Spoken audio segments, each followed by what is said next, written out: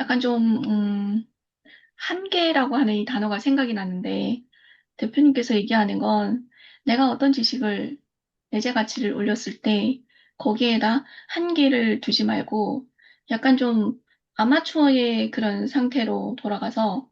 또다시 나의 생각을 열고, 그것을 또 받아들이고, 뭔가 그렇죠. 이런, 내가 뭔가를 이루었다고 거기에 이렇게 좀 머물러 있지 말고 이런 아마추어의 그거예요. 그런 생각과 마인드? 제가 지금 PD님하고 인터뷰도 하잖아요. 네, 저는 PD님이 아마추어 같기 때문에 오히려 이 인터뷰의 기회를 드린 거예요. 왜냐면 네, 어설프게 아는 사람들의 인터뷰는 일반 사람들이 들었을 때도 물론 들을 게 있을 거예요. 그렇지만 왜냐면 내가 답을 하니까. 근데 아마추어와 마스터의 대화 안에서 얻을 수 있는 게 또 있어요. 왜냐면 아 저렇게 질문을 해도 저렇게 대답이 나오네. 예. 그리고 아마추어라는 그 자체가 쪽팔린 게 아니란 말이에요. 오히려 그 아마추어한테는 기회가 있어요. 왜? 마스터들은 아마추어를 좋아해요. 아마추어 대화하기 좋아요. 마스터들은 대학생들하고 대화하기 좋아요.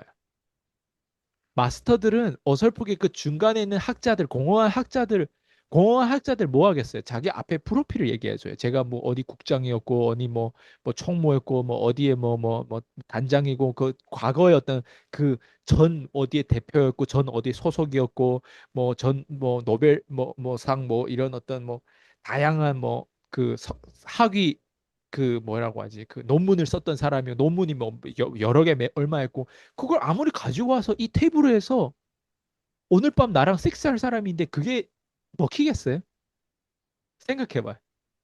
아니 진짜 먹히는 건 그게 아니에요. 과거 내가 지금 이 현장이란 말이에요. 이 현장에서 전에 내가 알고 있는 지식이 아니라 이 현장에서 얼마나 이게 서로 연결이 잘 될 수 있냐.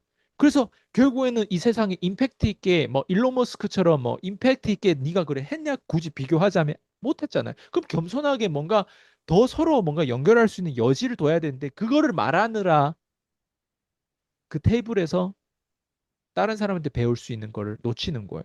그러니까 그게 뭐냐면 학자의 그 교만이에요. 예, 예. 그래서 지금 다시 돌아오면 아마추어들한테 기회가 있어요. 왜? 아마추어들은 저도 아마추어예요. 대부분.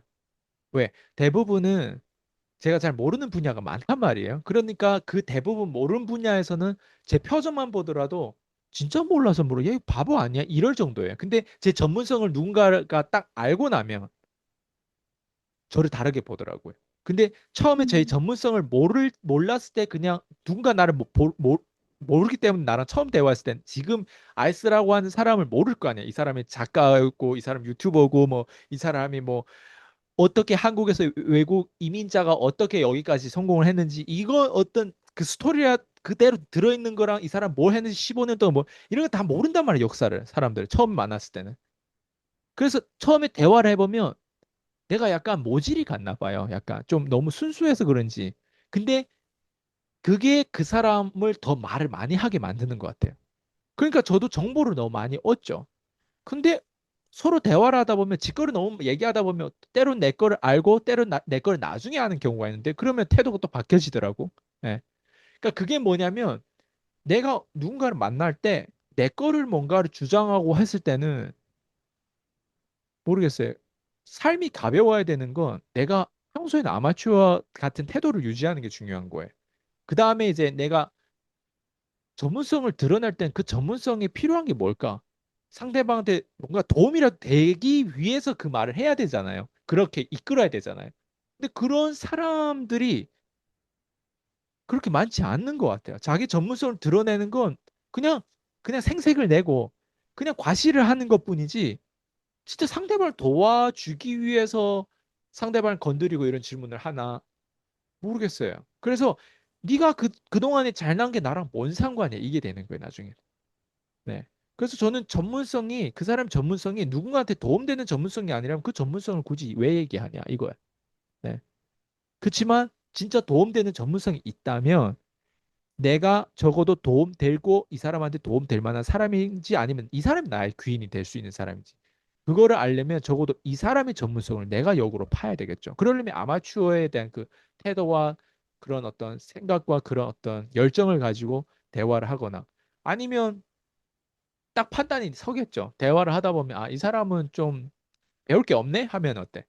아마추어에서 이제 금방 뚝 잘라버리 뚝 그냥 다른 데 이동하면 되는 거고. 그래서 인간관계를 이런 식으로 또 인간관계까지 나오는데 인간관계를 이런 식으로 하면 되게 편해요. 되게 편해요. 그래서, 지금 얘기도 들어보니까 이 내재 가치라고 하는 게, 꼭 내가 무언가를 많이 알고 있다는 것을 넘어서 이 사람하고 대화를 했을 때 이 사람한테 뭔가 영향력을 줄 수도 있고 이 사람한테서 뭔가를 내가 얻어낼 수 있는 그런 태도라고 음, 할까?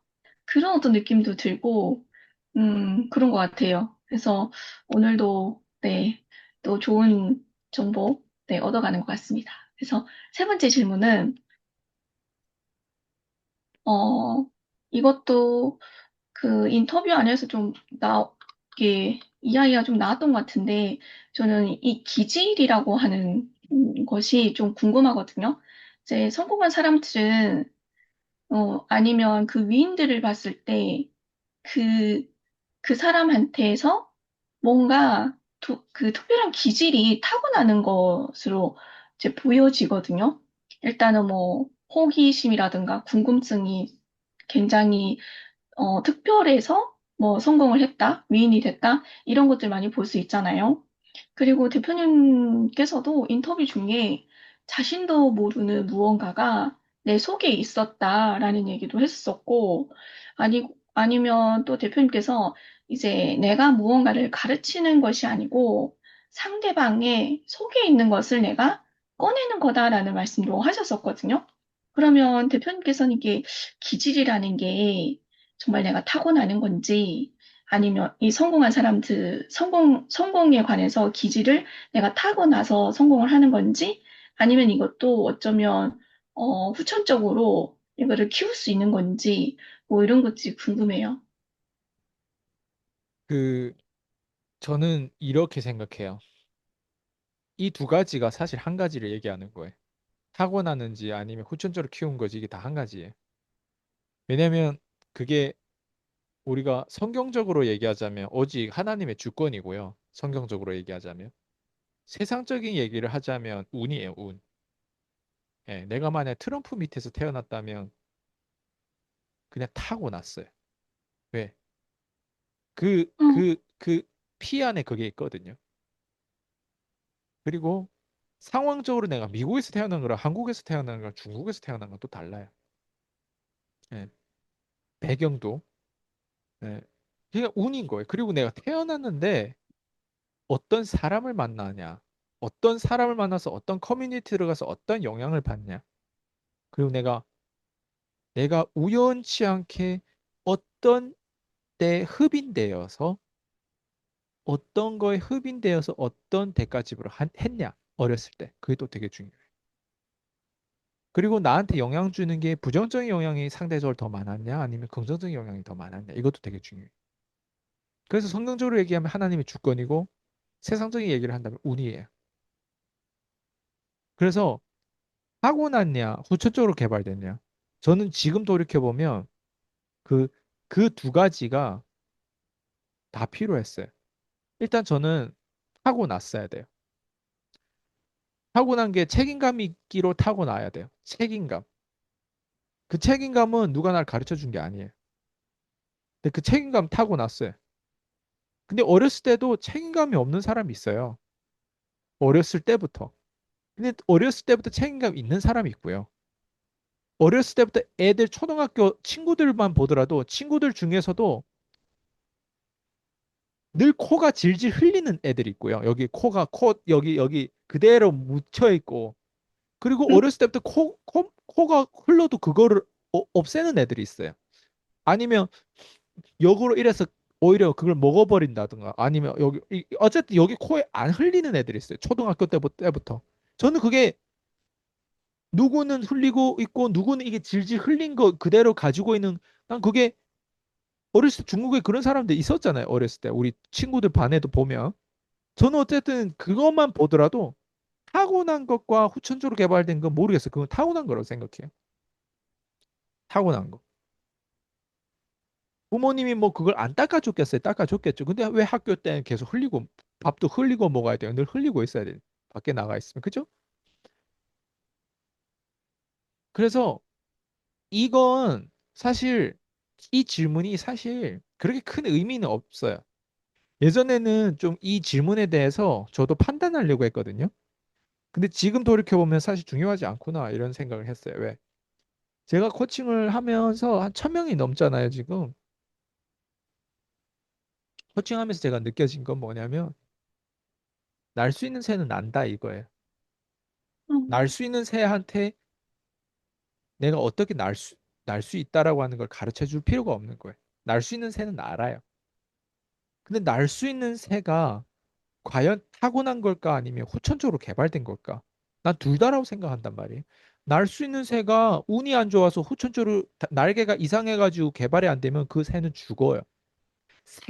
날 수 있는 새인데 죽을 수도 있단 말이에요. 뭐 어렸을 때 뭐 감기가 걸려서 독감이 걸려가지고 죽든 아니면 뭐 누구의 공격을 받아 죽든 그게 운이 안 좋으면 그게 타고나도 운이 안 좋으면 죽는 거예요. 맞죠? 근데 내가 날 수 있어야 되는데 못 나는 동물들도 많단 말이에요. 그건 타고는 났는데 못 날 수 있어요. 근데 못 나면 못 난 대로 살아야 돼. 꼭 날아야 돼요. 안 그래요? 사람들도 그래요. 꼭 성공해야 돼요. 꼭 경제적으로 내가 꼭 자유를 이뤄야 되고 경제적으로 꼭 성공해야 돼. 경제적으로 성공 안 해도 살 수 있고 행복하게 살 수 있는 방법이 분명히 있을 거예요. 그렇지 않아요? 네. 음, 예전에는 계급 시대에 주인 있고 하인 있단 말이에요. 그럼 하인으로 태어나면 걔는 아무리 성공해도 그냥 하인으로 태어나서 죽는 거예요. 맞죠? 노예처럼 팔려가고. 근데 그런 운명에 있을 때는 그렇게도 살만하거든요. 그렇게도 살아야 되는 법인가 하고 그 시대는 성공 못할 수, 그러니까 항상 시대적으로 보면 절대 하인에서 벗어 못 나는 어떤 시대였고 성공 못하는 사람들이 있단 말이에요. 그거는 사람으로 태어났어요. 새처럼 날 수 있는 새야. 근데 어때? 그냥 운으로 안 좋아가지고 날지 못하는 느낌이라고 할까? 예. 그래서 사실 이 질문은 많은 사람 듣고 싶어 할 거예요. 아, 과연 후천적으로 개발할 수 있다면 저 노력해 볼게요. 노력하지 마세요. 예. 후천적으로 개발한다는 걸 누군가 얘기해가지고 믿어져가지고 개발한다? 그런 건 없어요. 누가 너 개발 못한다, 너 후천적으로 돼 있는 거 너는 안 된다 이렇게 얘기해도 성공할 사람 성공하는 거예요. 음. 예. 그래서 교육으로 사람을 변화 못 시켜요.